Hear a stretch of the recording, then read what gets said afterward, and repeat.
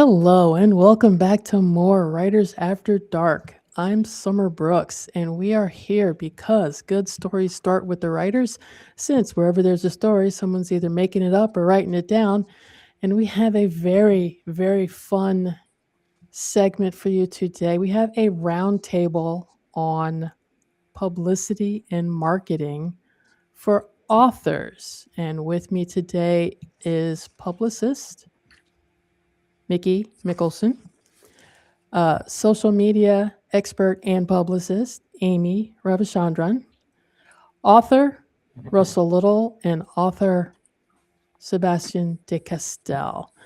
And you may have seen posts on writersafterdark.com from Russell, and you've definitely heard me chat with Sebastian before. But Mickey is the ringmaster of a lot of the guest posts you see on Writers After Dark, and also a very very prolific publicist. So Mickey, start this show for us. What are we focusing on in terms of publicity and marketing where authors are concerned? Well, first and foremost, Summer, I just want to thank you for your support over the years, and I want to thank you for allowing this panel to come aboard today. It's a special feeling when you have your business affiliate, i.e., Amy, on a same call with one of your highly established, traditionally published authors in Sebastian, and you're also equally established indie authors in Russell Little.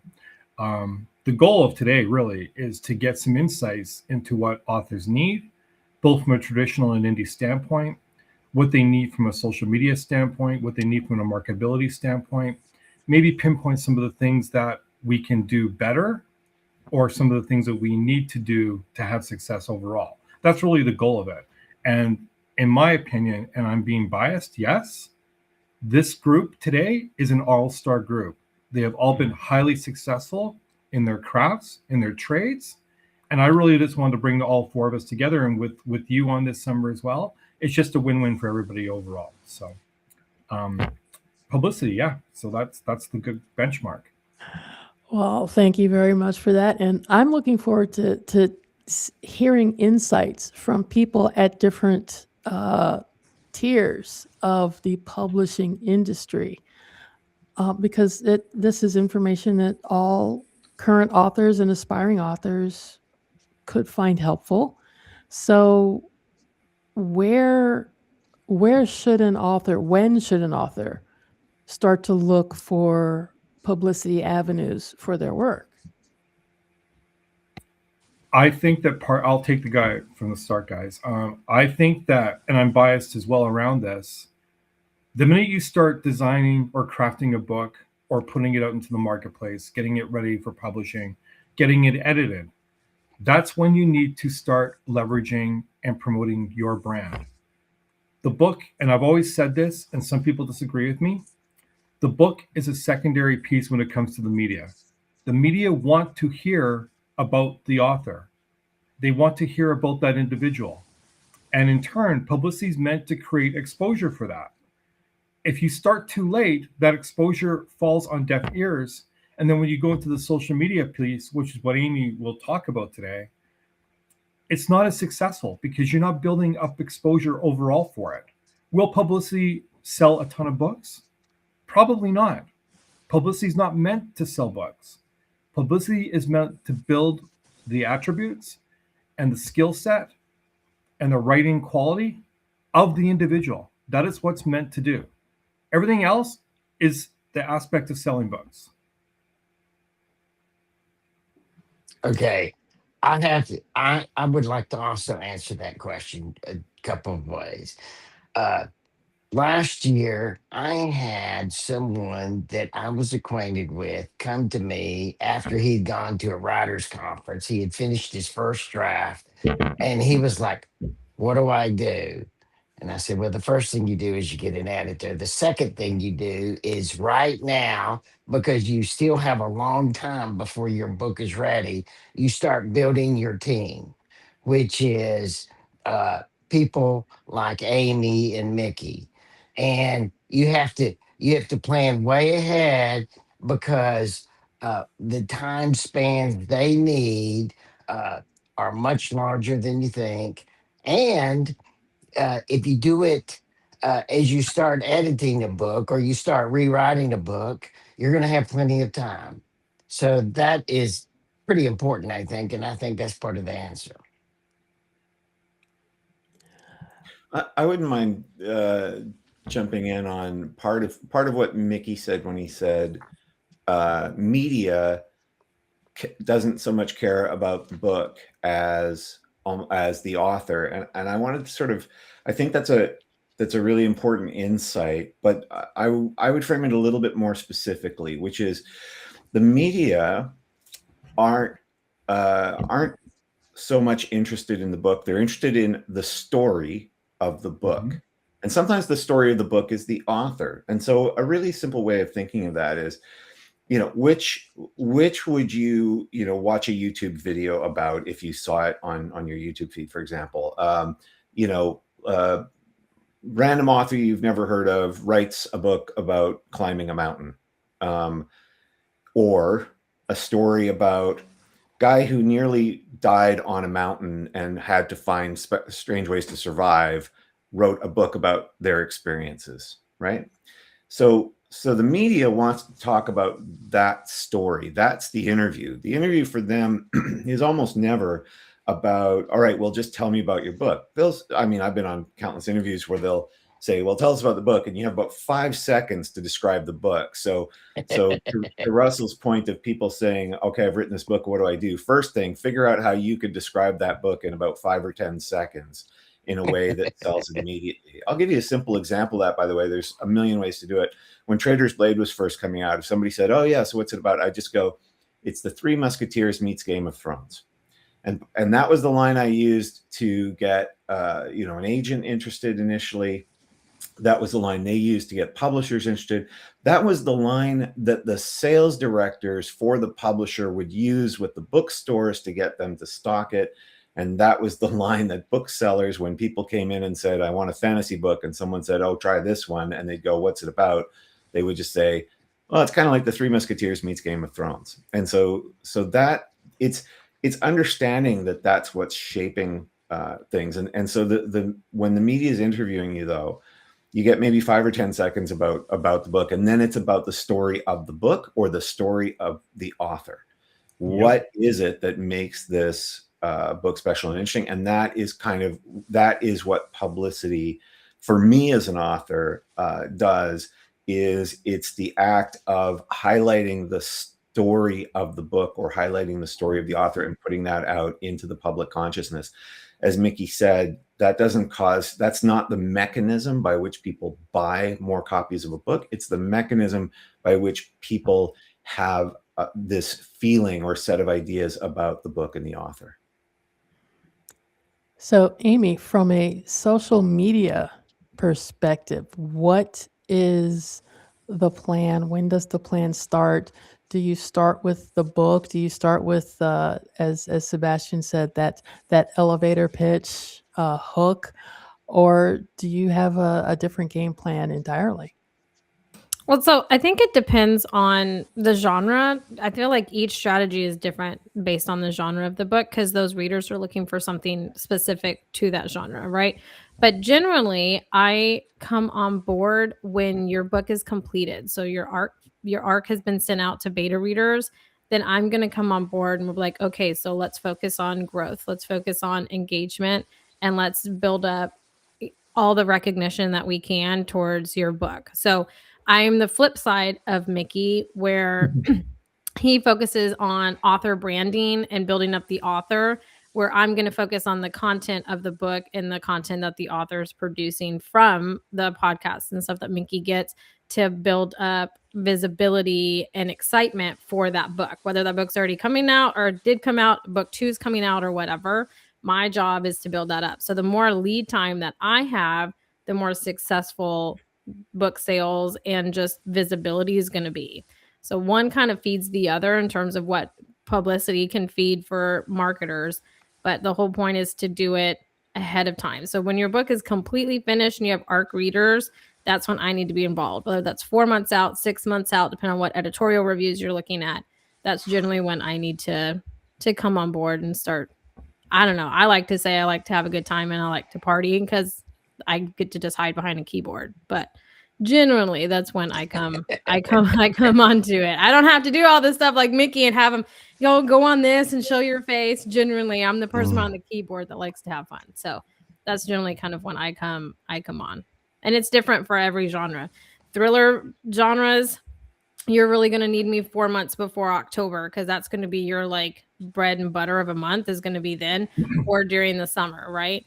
Fantasy, sci-fi, it's different because you have peak seasons. So it's like, well, which season is your book coming out? Okay, then we need to be able to plan 4 months to 6 months out, depending on what number it is in your series or whatever. So it generally just depends on your genre.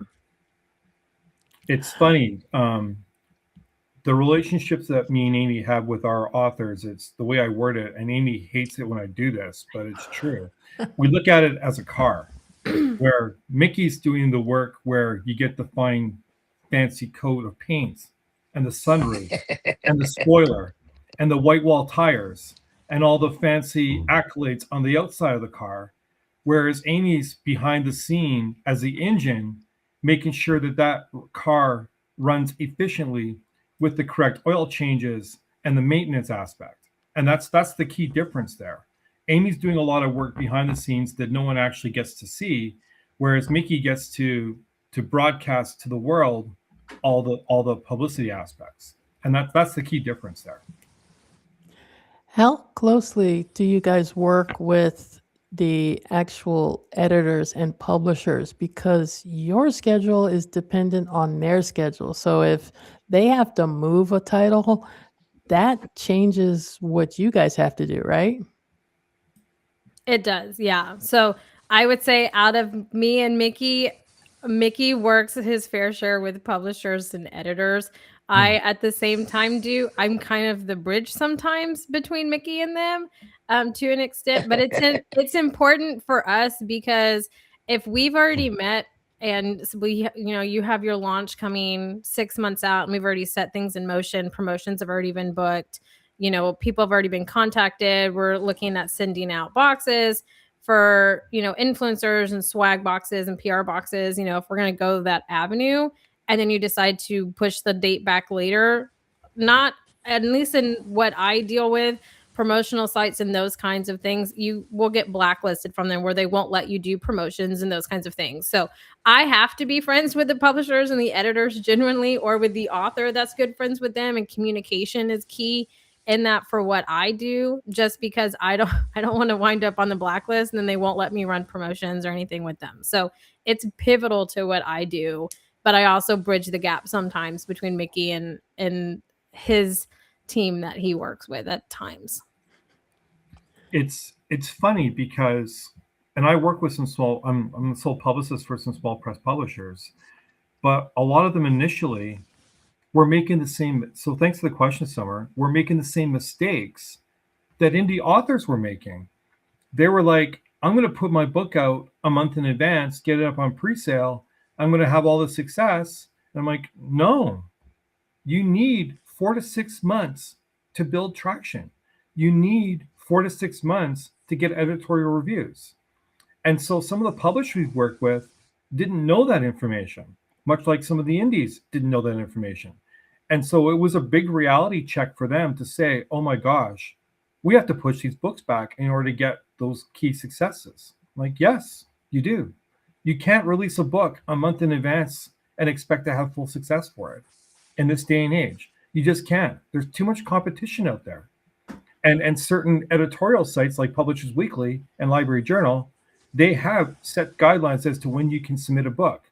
If you miss those guidelines, you could pay for a review in some cases. In some cases, you can't. And so you've missed that valuable editorial review that's going to help propel your book to other media aspects. I wanted to jump in on that as well, like, because again, what we're talking about isn't just in the case of publicity, isn't just this notion of creating like basic awareness that a book exists, which you can solve with advertising. the publicity piece of the puzzle is kind of injecting a story into the public consciousness, into the readership of a particular genre. Amy mentioned thriller seasons and stuff, and there will be, there's a lot of thrillers out there, and there's a lot of thriller readers. If you want to kind of have buzz for a book, you have to first remember that there's going to be X thousands of thriller books that are going to be published roughly around the same time. And so one of the roles that publicity plays, and that publicity certainly played in my career, especially in the early stages of it, was sort of crafting a story inside that audience that made that book stick out. Again, that's very different from saying, oh, if you do these interviews, you'll get X sales, because that I have never seen it work that way. But with Trader's Blade, some of the interesting publicity moves that were made, and that was Trader's Blade was my debut novel. Some of the moves that were made kind of changed things a lot. Part of it was cover, and how the cover was released, and what people's responses to it were. But part of it was also a really simple game that one of the publicists I remember for Quirkus at the time, he just did this thing where he did a little online contest where you had to come up with your Greatcoats name, because Greatcoats is a fantasy novel, and so fantasy names are fantasy names.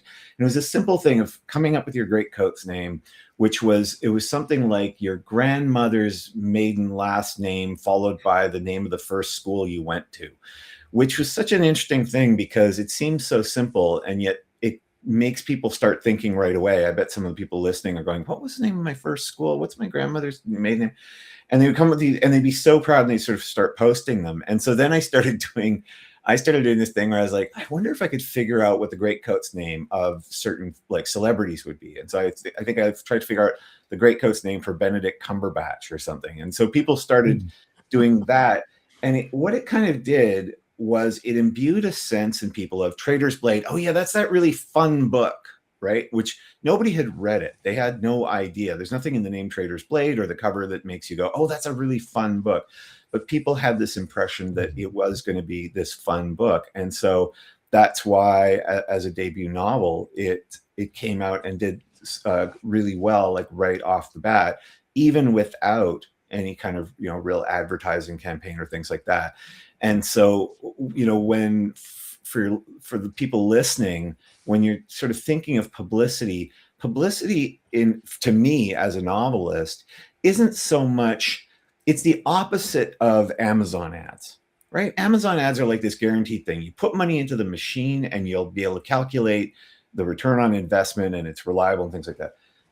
Publicity is a much more, in a way, creative and sort of perilous venture, because you're trying to find something that hits.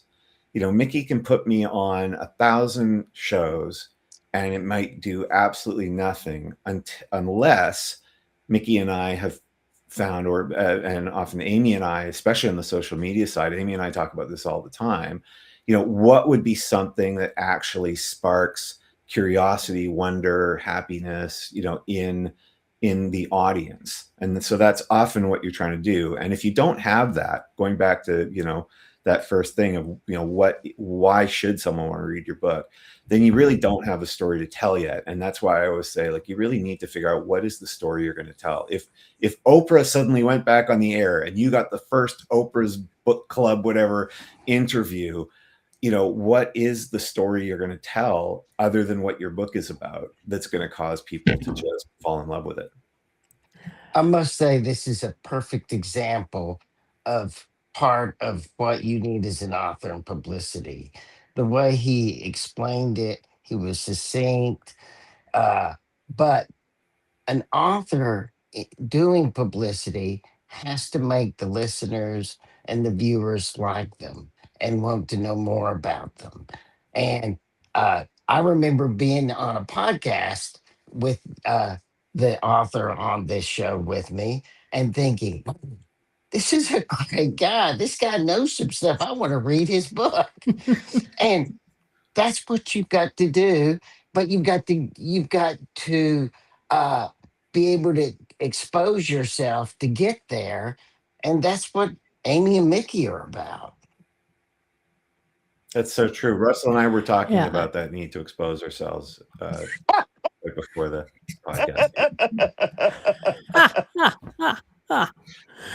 Well, I like to have fun with the accidental surges in online discussions, because every now and then a fantasy novel or a science fiction novel or a thriller will get to that point of popularity where the fans would say, I'd like to see this as a TV show. I'd like to see this as a movie.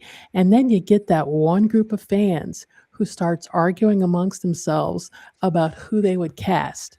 And that conversation draws in other people who's like, I haven't heard of this book. What are they talking about? And they'll go check it out, and then they'll join in the argument. And it's so fun to watch that slow rolling snowball. And I'm like, just the way our media has intertwined itself. Then you have like people arguing, well, this would be better live action. No, this would be better animated. It's like, no, I want to hear an audio drama. I'm like, you guys are crazy, and I'm here for it. It's awesome. So for a person who is starting out, let's say they have a manuscript, let's say they have already gone through an editor and a beta reader, what would you recommend they do next? Start the social media campaign, find a publicity person to handle that social media campaign? What does it depend on what type of genre and author they are, which path they should take? Okay, not everyone jump at once. I'll take this one. I'll take this question. Thanks, Amy. I know. I know. Engine, see? Engine, guys. Engine. So when I'm working with a self-published author and we're just going through the movements of what they need to do, right? They have their manuscript and now they got it back and it's edited. It's been formatted, so it has a cover. It has the completed advanced reader copy. So it's ready to be published, right? With whatever launch date you're picking. Generally before that happens, so when the editor is editing their manuscript and say that they're on their final rounds of edits, that's generally when I recommend that they get someone like me or Mickey or both of us involved, because then at that point, you're already hopefully talking to your cover designer. So then you know what your cover is going to look like or the direction that you want to go. So when those things are ready, we can be launching them out. Mickey can have you doing speaking engagements when your ARC files are ready or your advanced reader copies are ready, and he can be sending them out for editorials. So we get on or get involved. What I tell people when you're in your final rounds of edits, I think it's important. I think if you wait till you already have your copies out and you're sending them out on your own, I think at that point it's too late, because the time to draw up buzz and attention for someone like Mickey is going to take much longer. So if we can get on the train sooner rather than earlier is how I guide people. But Mickey, what do you tell people?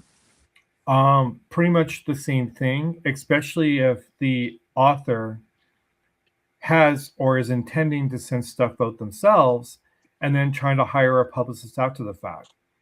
By them doing that, it handcuffs the publicist as to what they can and cannot do, because a lot of those media outlets have already been touched base. They've already been contacted by the author themselves.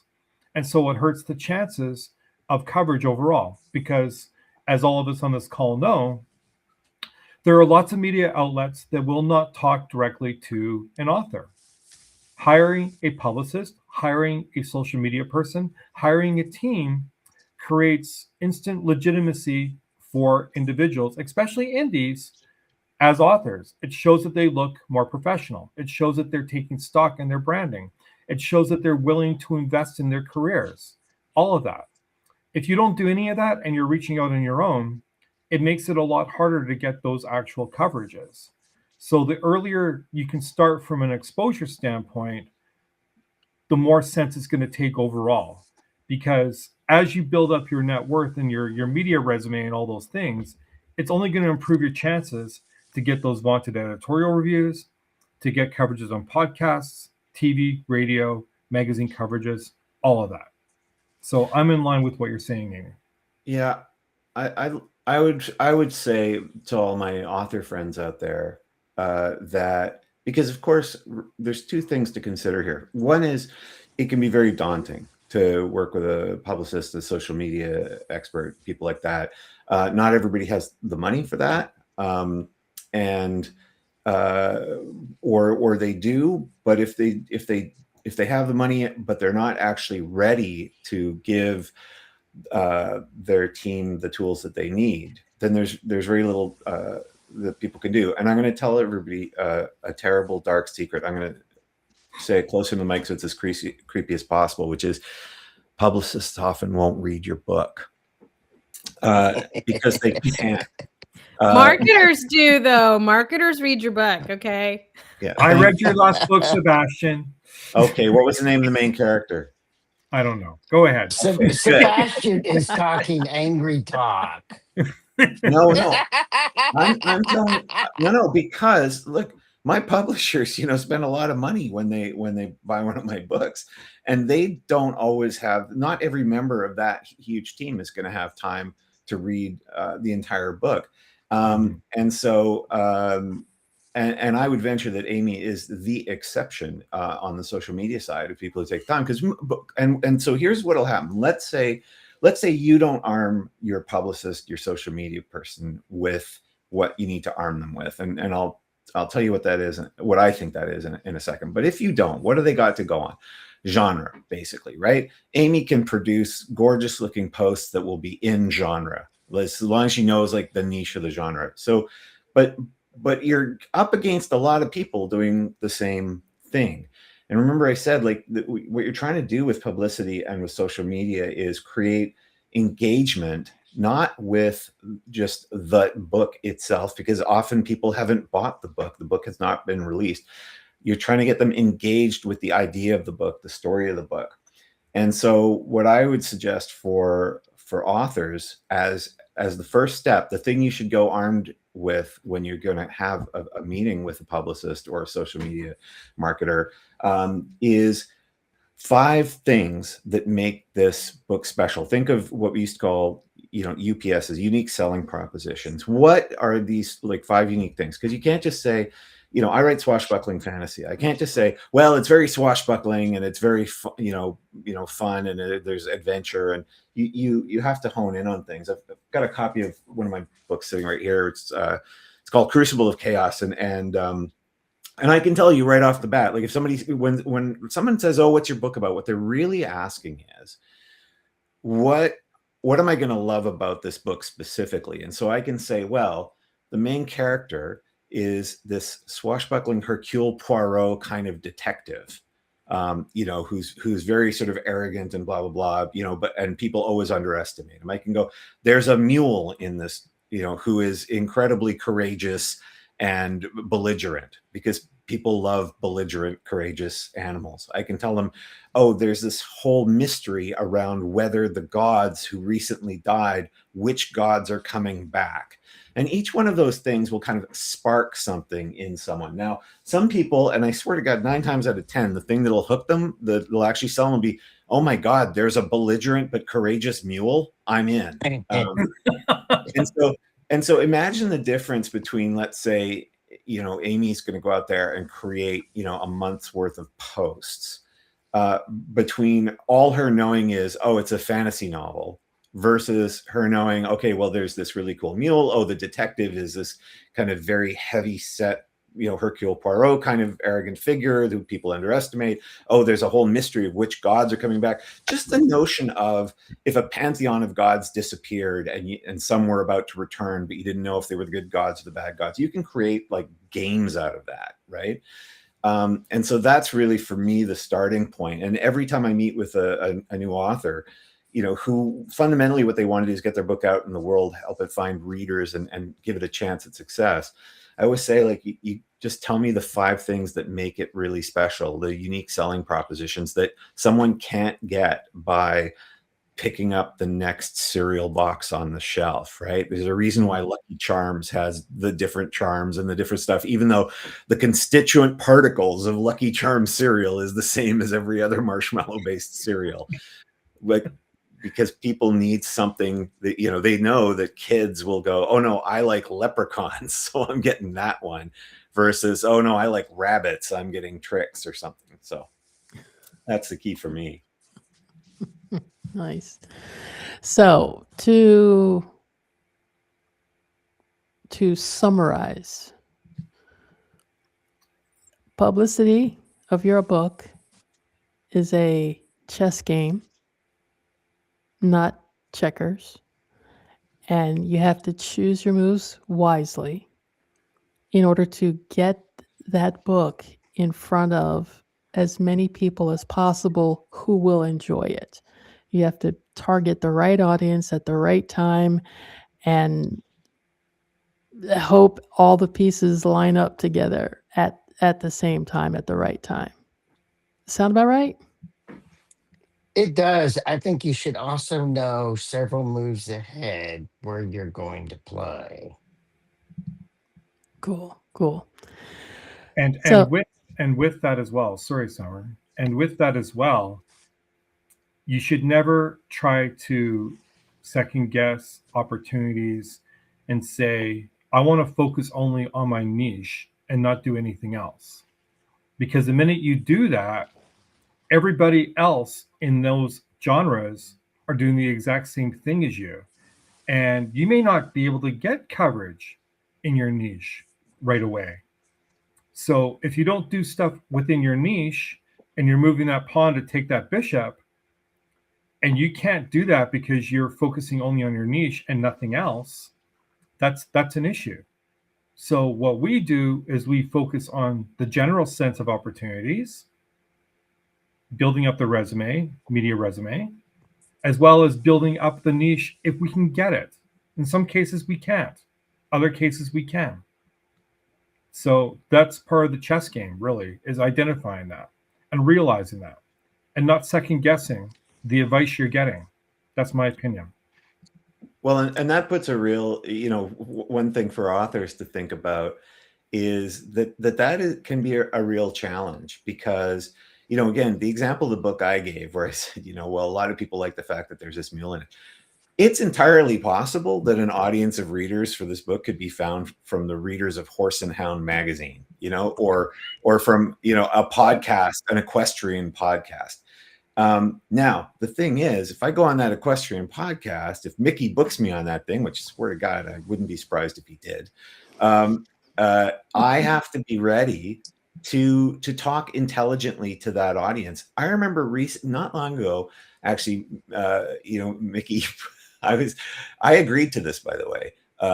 You know, a good publicist never blindsides you. So, but I was on a true crime podcast. I don't write true crime. I don't know anything about true crime, but Crucible of Chaos has a whole, you know, mystery element to it, but also it references in the fantasy sense a kind of one of his explanations early on for the source of this strange apparent demonic possession in a monastery. Is a sort of mass hysteria, and so I was drawing on the famous I'm trying to remember the place, but in roughly 1538 there was a dancing plague. I think it was in Strasbourg, the Strasbourg dancing plague, where all of a sudden people were dancing until the point where they dropped, and they thought people would die, and they thought it was a plague of dancing, and they couldn't explain it. And ultimately, there was an explanation, or at least we have a theoretical explanation for what happened. And so that is kind of paraphrased or referenced inside of Crucible of Chaos. And so when I went on that podcast, it's about true crime. You have to start with a true crime. I went, okay, well, let's talk about the dancing plague of 1538.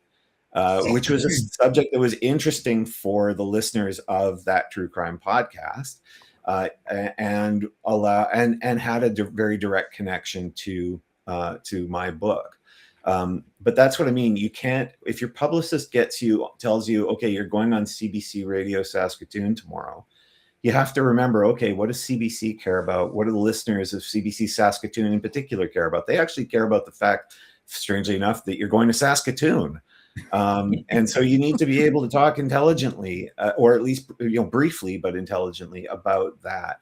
And so, yeah, for authors, just remember all those opportunities that you might be pounding on your publicist's door to get you have to be ready for them. And as Mickey said, they may not be in the perfect, podcast of your genre. There may be a lot of readers who might be attracted to your book in an adjacent genre or even an adjacent type of media opportunity. You just got to be ready for it. Nice. So let's tell our listeners where they can find each of you. Reach out, maybe ask a question, or just see what you've got going on. See if they'd be interested. Let's go around the horn. Start with Mickey. Website, www.creativeedge-services. My email is there. I represent about 130 authors worldwide. They're all open to hearing discussions about what I do and can't do. I pay them to say nice things, just know that up front. In some cases, like Sebastian, it's more expensive, but that's all worth it in the end. Just to clarify, I went on a tour across Canada last summer, and Mickey actually came out and drove for the events in Saskatchewan and Alberta, and I made him stay in basically a murder motel. So that's publicist commitment right there. For those of you that don't know me, I'm Sebastian DeCastel, and my website is decastel.com. So DECASTELL.com. I'm easy to find pretty much anywhere. My books are sort of all over, and I look forward to hearing from people. I'm Russell Little. You can find me at russelllittleauthor.com. You can find out what I'm doing day to day on Russell Stories. It's my Facebook author page. And I really want to thank you for inviting me. And I think we may have lost. We lost Amy. We lost Amy. But for those who want to find Amy, you can find her at abundantlysocial.com. And I think it's .com. I'm checking out. But abundantlysocial.com, and it's Amy Ravichandran.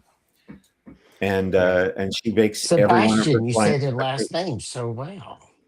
Yes. Well, I'm from Canada. He's had lots of practice, Russell. He's had lots of practice. I'm from Canada. It's very important here that if you say somebody's last name wrong, you could wind up in jail. There's Amy. There she Amy, is. where did we find you? We lost you.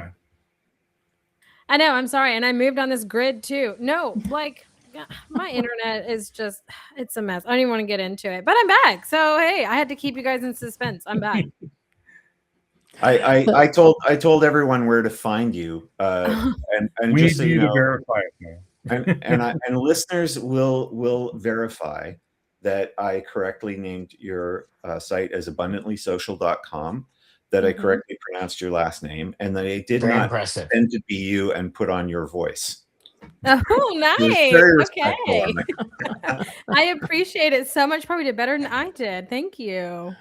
Awesome. Well, I will include the links when this goes up so people can track you down and ask all sorts of questions, which I know they will. Mickey, Amy, Russell, Sebastian, thank you so much for your time today. Thank you. Thanks Summer. for having us, Summer. Thank you so much, honestly. Hey, this is Summer, and I'd like to remind everybody about the Star Trek book I co-edited, Women Take the Con, an unauthorized Star Trek essay collection by women writers about the women of Star Trek, the original series. And I'm really proud of this. Hope you guys go check it out. Feel free to email me if you have any questions. The link is right here. My co-editor, Rich Handley, was instrumental in pulling all of the elements for this book together, and we are really proud of this book. So, if you are a fan of Star Trek, the original series, support us, check it out. I thank you Rich thanks you. Star Trek fans, thank you.